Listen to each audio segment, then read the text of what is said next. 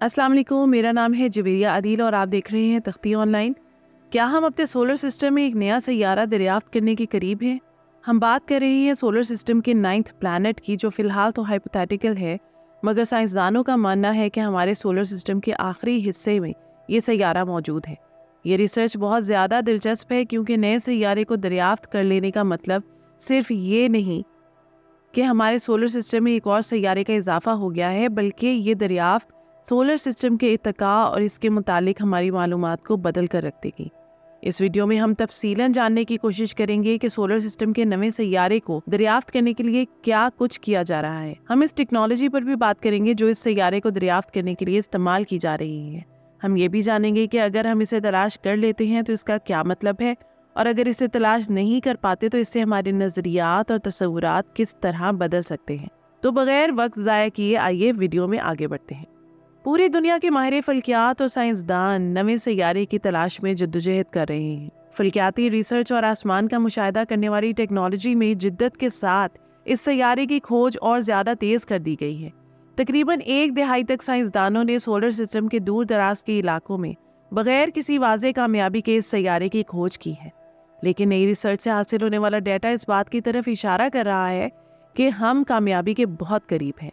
ये रिसर्च सन 2016 में माहिर फल्कियात कॉन्स्टेंटीन बिटिकन और माइकल ब्राउन की तरफ से शुरू की गई।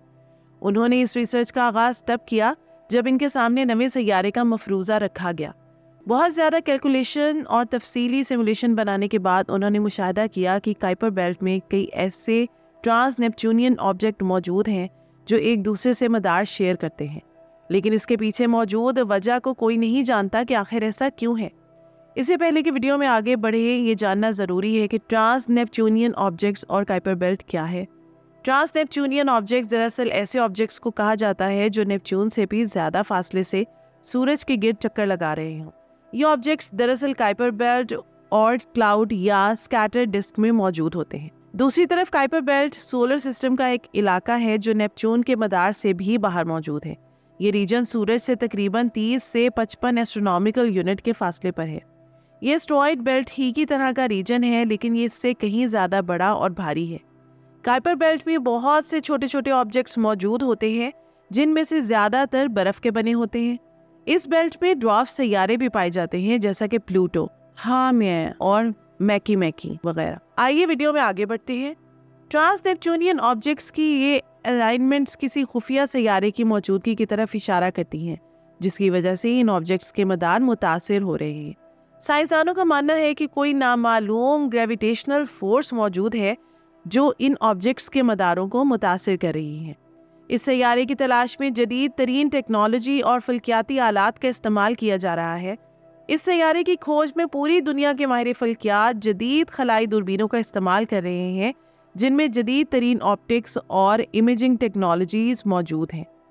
ये साइंसदान दुनिया भर में मौजूद ऑब्जर्वेटरी से जमा किए गए डाटा का तज्जिया करते हैं। इनमें सबसे ज़्यादा काबिल ज़िक्र ऑब्जर्वेटरी पैन-STARRS है जो हवाई में मौजूद है। इसके अलावा 2025 तक वीरा सी रूबिन ऑब्जर्वेटरी भी मुकम्मल तौर पर फ़ाल हो जाएगी और साइंसदान पुरुमीद है कि इसकी सर्वे करने की हैरान कुन सलाहियतों की मदद से वो इस सैयारे को तलाश करने में कामयाब हो जाएंगे। इन्हीं बुनियादों पर बनाई जाने वाली जदीद तरीन कंप्यूटर सिमुलेशंस और स्टैटिकल तज्जियों ने हमें ये जानने में मदद की है कि प्लैनेट 9 को कहाँ पर तलाश किया जा सकता है। बनाए जाने वाले ये मॉडल वाज़ेह करते हैं कि किस तरह ज़मीन से 10 गुना बड़े और एस्ट्रोनॉमिकल यूनिट 100 दूर मौजूद सैयारे की ग्रेविटी ट्रांस नेपच्यूनियन ऑब्जेक्ट्स के मदारों पर असरअंदाज हो रही है। इन थ्योरेटिकल मदारों का जदीद मुशाहिदाती डाटा से मुवाजना करके माहिरीन फल्कियात रिसर्च एरिया को महदूद करते जा रहे हैं, जिसकी बदौलत हम ये जानने के करीब हैं कि आया नवा सैयारा अपना वजूद रखता है या नहीं। इस सैयारे की खोज आज की बात नहीं, बल्कि इसका आगाज़ आज से तकरीबन 3 सदियां कबल ही हो गया था। हम जानते हैं कि न्यूटन का ग्रेविटेशन का कानून बहुत से सैयारों की दरियाफ्त और इनके मदारों को मालूम करने का सबब बना। ये कानून बताता है कि कायनात में मौजूद हर मैस हर दूसरे मैस को अपनी तरफ एक फोर्स से खींचता है। ये फोर्स इन दो मैसेस के हासिल ज़रब के साथ डायरेक्ट ताल्लुक यानी डायरेक्टली प्रोपोर्शनल है, जबकि इनके दरमियान फासले के मुरब्बे के साथ इन्वर्स ताल्लुक रखती है। اسی قانون کی بدولت ماہر فلکیات نے پہلے سیاروں کی حرکت کو سمجھا اور پھر ان کے مداروں کو معلوم کیا۔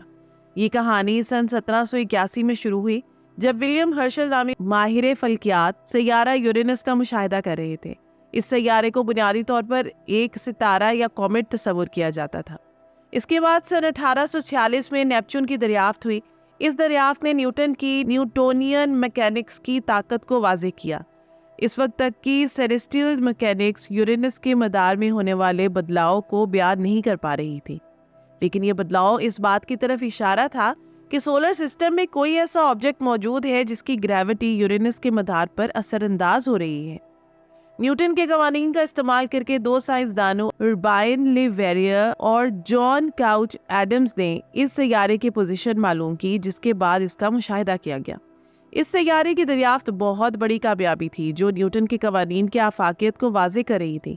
آج بھی ماہرین فلکیات وہی قوانین استعمال کر کے نئے سیارے کو تلاش کرنے کی کوشش کر رہے ہیں۔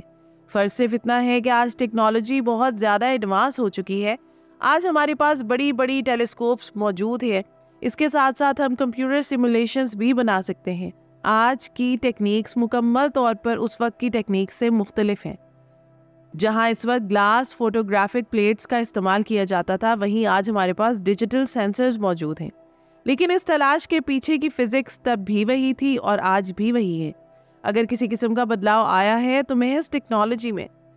نئے سیارے کی تلاش کے لیے آسمان کے وسیع علاقے کو سکین کیا جا رہا ہے، مختلف آبجیکٹس کی حرکت پر نظر رکھی جا رہی ہے اور آسمان کا مشاہدہ کیا جا رہا ہے تاکہ کسی بھی قسم کی بے ضابطگی کو تلاش کیا جا سکے جو نئے سیارے کی موجودگی کی طرف اشارہ کر رہی ہو۔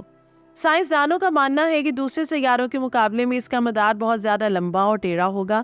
یہی وجہ ہے کہ سائنسدانوں کے لیے اس کو تلاش کر پانا بہت بڑا معمہ بنا ہوا ہے۔ نئے سیارے کے لیے کی جانے والی تلاش صرف اس پاسبلٹی کو واضح نہیں کر رہی کہ ہمارے سولر سسٹم میں ایک نئے سیارے کا اضافہ ہونے جا رہا ہے، بلکہ یہ تو ہماری فزکس کو چیلنج کر رہی ہے کہ اگر یہ سیارہ نہیں ملتا تو ٹرانس نیپچونین آبجیکٹس کے مداروں میں پیدا ہونے والے خلل کی کیا وجہ ہے؟ وہ گریویٹیشنل ایفیکٹ جو اس سیارے کے ساتھ جوڑے جا رہے ہیں، ہم آخر کیسے ان کی وضاحت کریں گے؟ سائنسدانوں کا ماننا ہے کہ اگر یہ سیارہ موجود نہیں ہے تو جو گریویٹیشنل ایفیکٹس محسوس کیے جا رہے ہیں، ان کی وجہ ایک کلسٹر ہو سکتا ہے جس میں کئی چھوٹے چھوٹے آئسی آبجیکٹس موجود ہوں جو مل کر اس گریویٹیشنل فورس کی وجہ بن رہے ہوں۔ اگر ایسا ہے تو یہ بات یہ واضح کرتی ہے کہ ہمارا سولر سسٹم بہت زیادہ پیچیدہ ہے اور اب تک ہم اسے ٹھیک سے نہیں سمجھ سکے۔ اس حوالے سے ایک اور تھیوری بھی موجود ہے جو کہ یہ کہتی ہے کہ ممکنہ طور پر کائپر بیلٹ کے کسی حصے میں بہت سارے ٹرانس نیپچونین آبجیکٹس اکٹھے موجود ہوں جو مل کر اتنی گریویٹیشنل فورس پیدا کر رہے ہوں جو سیڈنا اور 2012 VP113 جیسے آبجیکٹس کے مداروں پر اثر انداز ہو رہی ہو۔ اگر کائپر بیلٹ میں ایسا کچھ دریافت ہوتا ہے تو اس صورت میں نئے سیارے کا وجود ضروری نہیں رہے گا۔ اگر ایسا کچھ بھی نہیں ہوتا تو اس صورت میں ان آبجیکٹس کے مداروں میں نظر آنے والی بے ضابطگیاں اس بات کی طرف اشارہ ہیں کہ یا تو ہم گریوٹی کو ٹھیک سے نہیں سمجھ پائے یا ہمیں اپنی فزکس کو مزید بہتر کرنے کی ضرورت ہے۔ یہاں فزکس کو مزید بہتر کرنے سے مراد نیوٹن کے لا آف گریویٹیشن یا آئنسٹائن کی جنرل تھیوری آف ریلیٹیوٹی ہے۔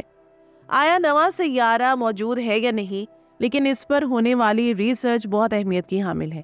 اس ریسرچ سے ہمیں بہت کچھ سیکھنے کو ملے گا۔ اگر یوں کہا جائے کہ یہ ریسرچ ہماری ٹیکنالوجی اور ہمارے نالج کا امتحان ہے تو غلط نہ ہوگا۔